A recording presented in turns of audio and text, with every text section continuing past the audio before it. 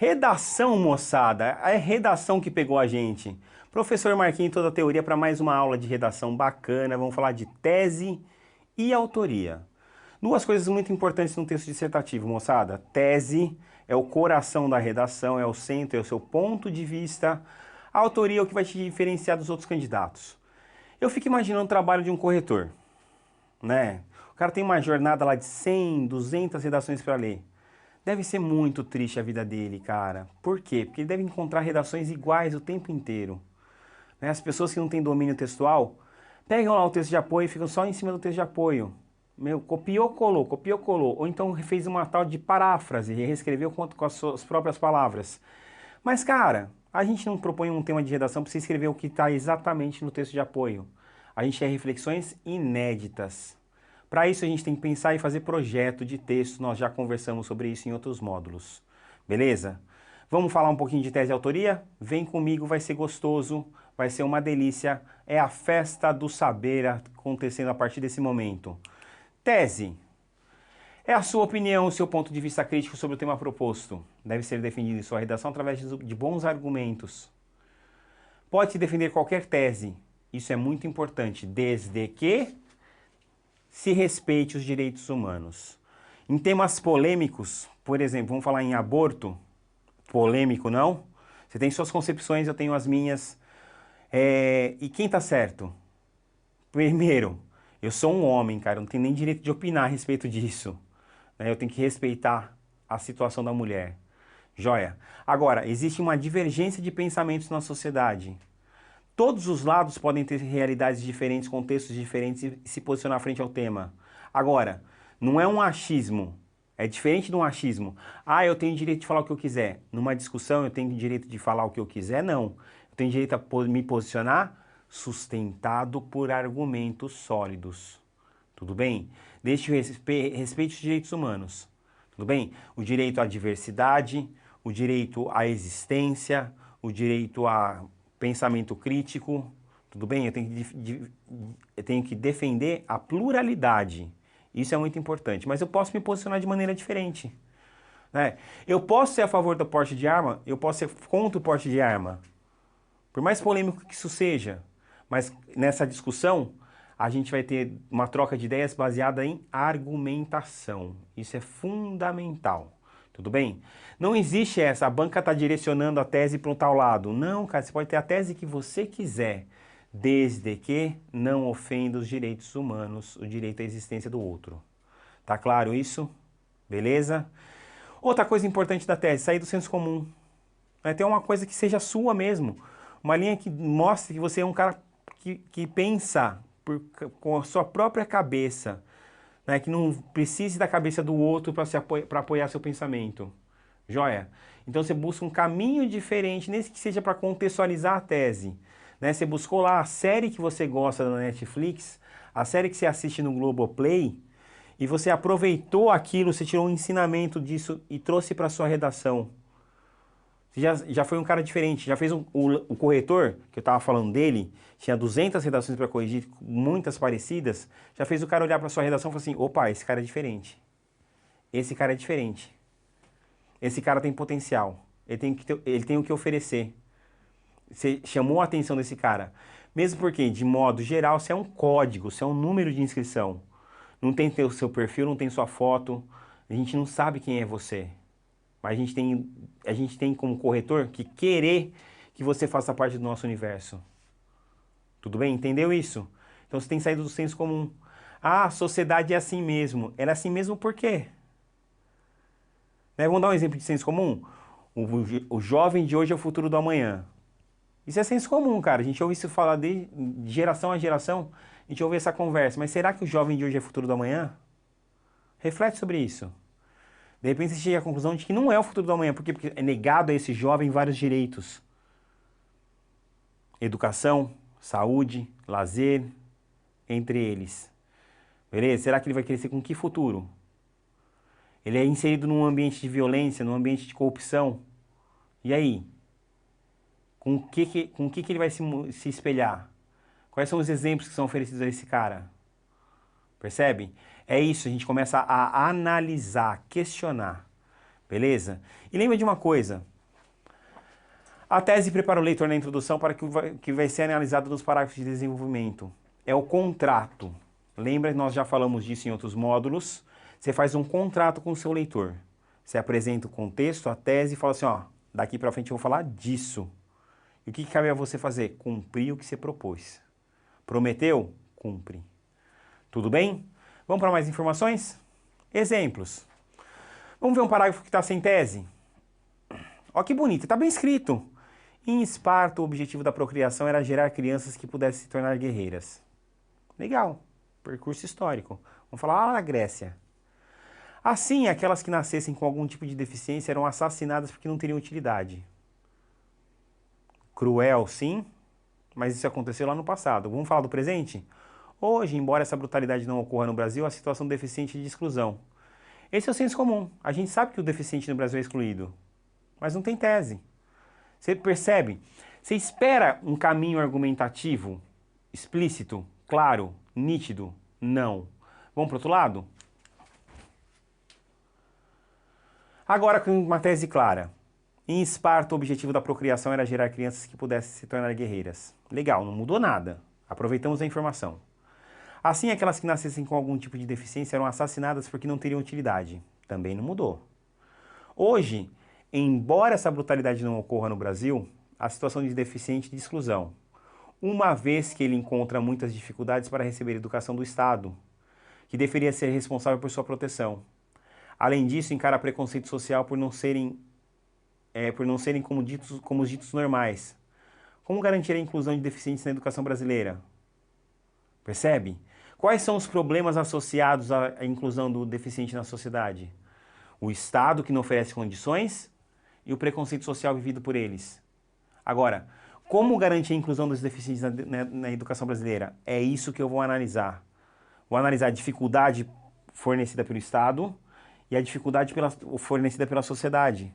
O preconceito que eles encaram. O que acontece? Vamos pensar, eles desistem da escola porque eles sofrem bullying. As escolas não têm estrutura. Não tem pessoas preparadas para acompanhá-los na sala de aula. Não vai ficar mesmo. Né? Vai abandonar os estudos. Agora, vamos pensar nas consequências disso a longo prazo? Percebe? Tem uma análise bonita para ser feita, sim ou não? Entendeu a diferença quando não tem tese para quando tem tese? É isso. Faz diferença, não faz? Função da tese, levar o leitor a refletir sobre a análise. Volta aqui mais um pouquinho, ó. O que a gente vai refletir? Como garantir a inclusão de deficientes na educação brasileira? Partindo desses dois princípios, a ausência do Estado, preconceito social. Ao propor a tese, reflita sobre a viabilidade dela. Por meio de quem? Por meio do projeto de texto. Não existe texto que se sustente sem um projeto sólido. Dica para isso acontecer. Faz um roteiro das ideias que vão ser os tópicos dos argumentos. No caso, são dois tópicos. A ausência do Estado, negligência do Estado e a questão do preconceito social. Dá para analisar os dois? Dá. Temos uma tese. Temos uma tese. Podemos analisar um tema. Tudo bem? Agora vamos falar das marcas de autoria. É importantíssimo ser um autor. É o que distingue um autor. Né? Percebe? Você gosta de literatura? Os autores clássicos? Os autores contemporâneos? Legal. Você acompanha, tem aquele autor que você leu várias obras dele? Você percebeu uma marca de estilo dele? A gente não vai poder acompanhar isso no seu texto. A gente quer ler ele uma vez só. O suficiente para você ser aprovado no seu exame vestibular. No concurso que você for prestar. Tudo bem? Mas se você seguisse uma linha de produção, você teria um estilo próprio seu. Ah, eu começo minhas redações de tal maneira. Eu tenho o hábito de fazer um percurso histórico, depois passar por uma reflexão filosófica, trazer exemplos do cotidiano, dialogar esse exemplo do cotidiano com o meu início histórico. Então você tem um estilo seu, você tem uma marca de produção sua. Outros vão começar por meio do repertório cultural. Trouxe a música popular como base de início de análise. Legal, é um estilo. Vamos traduzir isso? Presença de um projeto de texto dissertativo argumentativo bem estruturado. Ou seja, o cara pensou. Ele pensou até na hora de colocar uma brincadeirinha linguística que seja. Né? Ele fez uma metáforazinha lá na redação. Ele pensou qual é o efeito dessa metáfora. essa harmonização da linguagem que ele vai utilizar. Tudo bem? Isso tudo faz parte de um autor que pensou no texto que vai construir. Não simplesmente sentou e esperou a inspiração chegar. Tudo bem? A autoria está ligada na competência 3 do Enem. Dá uma olhada nela comigo aqui, ó. Selecionar, organizar, relacionar e interpretar fatos, opiniões e argumentos em defesa de um ponto de vista. Percebe? Ponto de vista é só tese. Então você vai selecionar opiniões, fatos e argumentos. Vai organizar essas informações, vai relacioná-las entre si e vai interpretar. Para fazer o quê? Argumentação. A autoria permite que a gente fuja do senso comum, moçada. Né? Eu li redações excelentes já na minha vida de professor. Excelentes, que me deixaram comovidos. Não simplesmente porque são sensíveis. Às vezes por serem inusitadas, por fugirem do lugar comum. É porque fala assim, o cara pensou nisso, que coisa, como é que ele conseguiu pensar nisso? E a gente olha para esse cara com carinho, a gente fala, pô, eu quero que esse cara se desenvolva bem na vida. A gente torce para o autor. É isso que a gente quer que o seu texto tenha. Né? Esse olhar mais detalhado do corretor. Tudo bem? Vamos falar de mais um pouquinho? Para ter marca de autoria, eu preciso de bagagem cultural. Como é que eu adquiro bagagem cultural? Observando o mundo em que eu vivo. Beleza? Menos tempo de WhatsApp, por exemplo, e mais tempo de cultura. Por meio do quê? Filmes. Que filmes? O que você quiser, cara.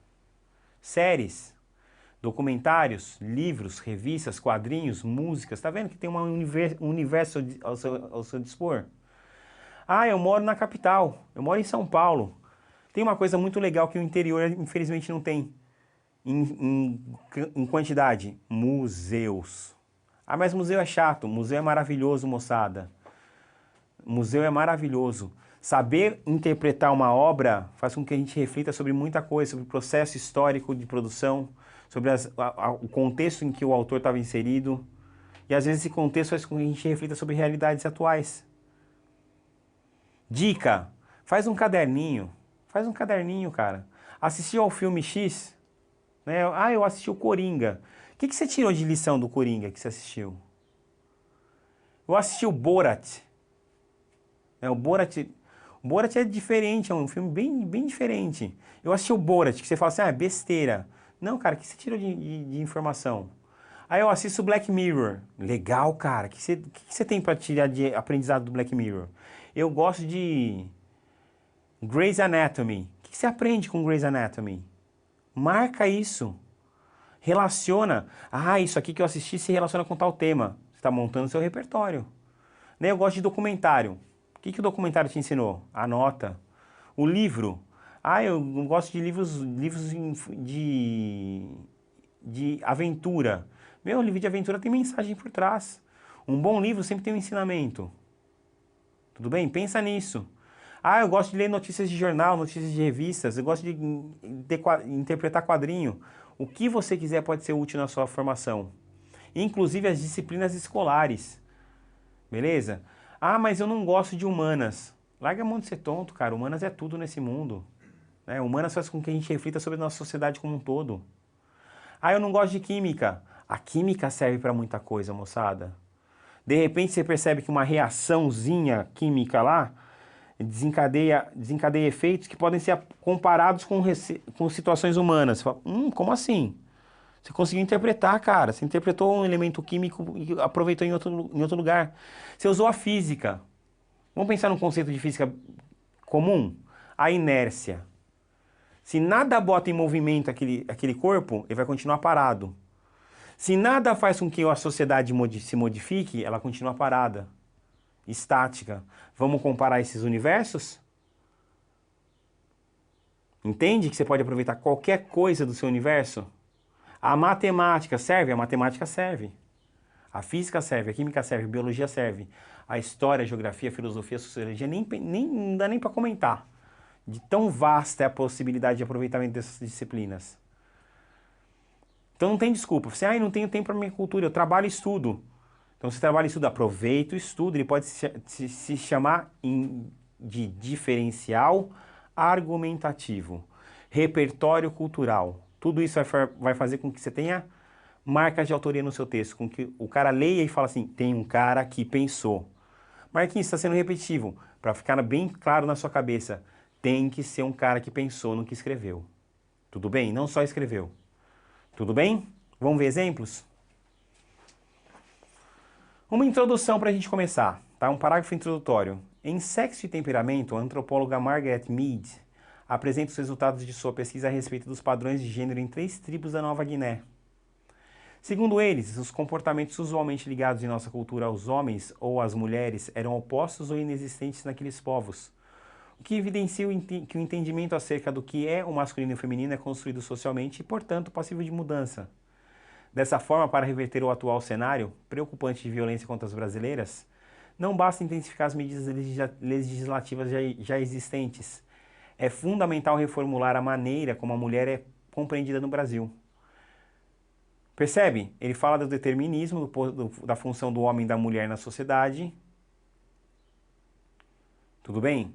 Mostra que o cenário é preocupante em relação às mulheres no Brasil. Não basta intensificar as medidas legislativas já existentes, ou seja, as leis que existem no Brasil. É fundamental reformular a maneira como a mulher é compreendida no Brasil.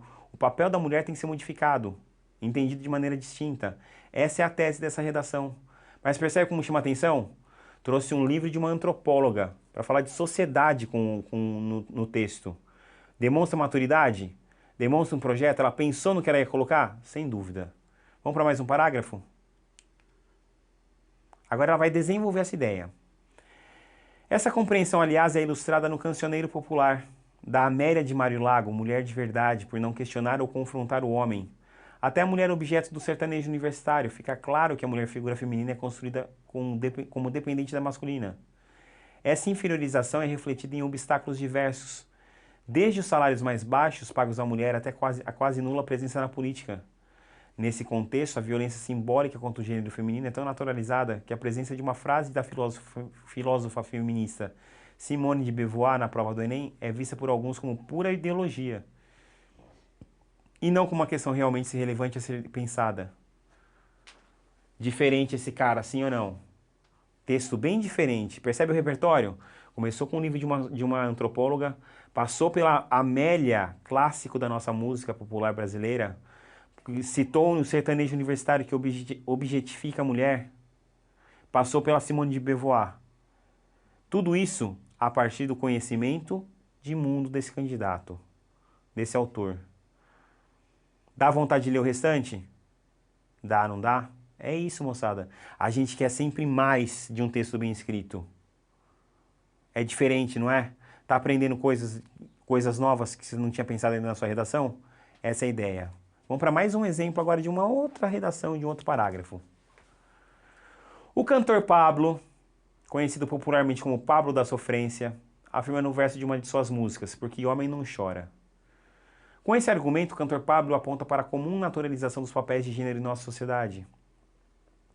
Ao homem cabe ser viril e centro das decisões. À mulher coube historicamente o papel de quem sofre, de quem sente, enfim, de quem chora. Essa divisão, porém, tem como resultado a violência contra aquelas que, como sempre fizeram crer, são as mais frágeis. É preciso então pensar como diferentes esferas sociais podem agir para mudar o presente de quadro que traz inúmeras mortes em suas estatísticas. Belíssima tese, sim ou não? Inusitada. Você imaginou trazer o Pablo da Sofrência para a redação? Então, fez diferença? Criou um estilo próprio de produção do texto? Quer ler o resto? Vou deixar você passando vontade hoje. Entendeu as noções de tese, de marca de autoria, meu querido, minha querida? Pronto para a próxima etapa? A próxima etapa é introduzir o texto, é o que a gente vai fazer no próximo módulo. Tudo bem? Fica bem, fique em paz, bons estudos, até a próxima.